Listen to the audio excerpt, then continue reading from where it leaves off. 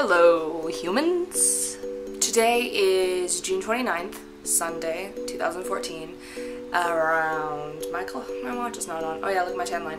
I think it's like 5-ish, and I just came back from VidCon last night at 1:33 a.m. Okay, so I wrote down in my journal, it's 5 pages worth, of how VidCon was and everything, so this is what it looks like.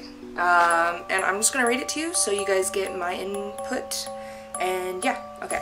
Firstly, I'd like to say I don't want to write about VidCon at all since I'm going through terrible post-VidCon depression. Also, I woke up an hour ago, I wrote this at 4, meaning I slept for 18 hours. But we'll get into that more later. On Thursday, I woke up at 8:30 a.m. and got ready to leave at 9 a.m. Mom and I drove to Anaheim's Amtrak to pick up Maddie at 11:23 a.m. My mom and I arrived the minute the train slid to a stop. The hotel was 9 minutes away. We unpacked, then drove to the front of the convention center. As you can see in the Polaroid there was a huge sign for VidCon. Maddie and I missed the crazy register line since we got to VidCon at noon. Now things for Thursdays are coming as a blur right now. Although I remember going to Heartbeat's Q&A, she dressed up in watermelons. The Kia main stage, taking pictures and going to the silent disco.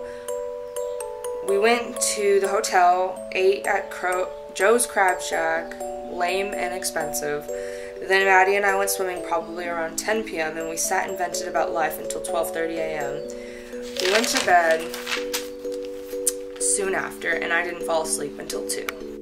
We woke up on Friday at 8, and there was a huge line to get inside. In the line, we met 2 girls from Colorado who were 17 and Dan and Phil fans. After a while, they got extremely annoying. I hope they're not watching this. And they left in the middle of Hannah Hart's Q&A because Hank was supposedly right outside. I loved Hannah's panel, plus I found out that she is making a book, or she did. After we took pictures, waited in line for the Hollywood show signing, and we met them. They were adorable. Maddie braided my hair, crazy style too. I accidentally bumped into the overly obsessed girlfriend, and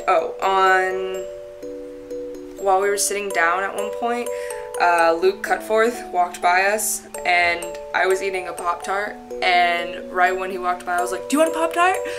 Then we got Krispy Kreme and Taco Bell after John and Hank's incredible Q&A, where we got first row seats and sat next to a girl our age with bright pink hair and lived in a Navy town in Washington. Then we went to bed early and woke up at 4 a.m. and got in line for John and Hank's signing line. We sat next to 2 college kids named Chloe and Sam. They are brother and sister and from San Fran. Chloe goes to college in Oregon, where I think she studies design since it was her passion. Her brother was awesome. He works at N&O and doesn't want children, loves Doctor Who and Sherlock, is a nerd fighter, got Hank to draw a bunch of Hanklerfish for him, and it was really nice. We met John and Hank.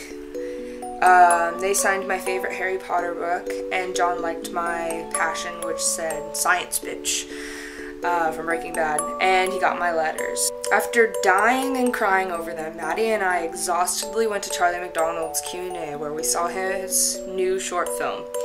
I found out Michael Aranda went to Brooks Institute, which is in Ventura, but after the panel, Maddie and I were being rude to each other because of sleep deprivation and hunger. So my mom picked us up and we got Carl's Jr., came back, felt better. Then we went to Hannah, Grace, and Mamrie's Q&A, and it was hilarious.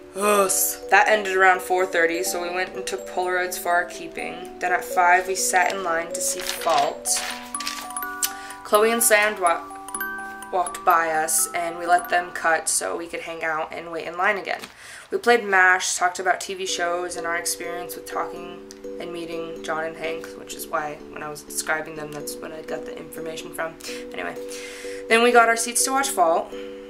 John Green came out, introduced the movie and himself as a nerd fighter. He spoke about Esther, which started my waterworks, and then he went on about how teenagers are amazing and how they shape the world and blah blah blah. Then the movie started. I didn't cry as much as the first time. thankfully. Then the movie ended. Sam, Chloe, Maddie, and I walked out and eventually said our goodbyes. I gave Chloe my YouTube name, so hopefully we talk again. And she did subscribe to me. So if she's watching this, then hi! Oh, by the way, I was looking at your videos and you saw 1975 live, which is awesome. Yeah, anyway. Then we got to the car to drive Maddie home to Marietta, and then me. I'd like to say that I had been awake for 18 hours, so once I was in the car for 20 minutes, I passed out. We dropped Maddie off around 11 something, then I passed out again, woke up at 1:33 a.m. in the back of the truck in my driveway. I got inside the house, was attacked by Echo, my dog, and then I fell asleep. Now it's been almost 2 hours since I woke up, and I'm very hot, gross, and sad. And I finished this like 40 minutes with writing. Yeah, so goodbye humans. I love you.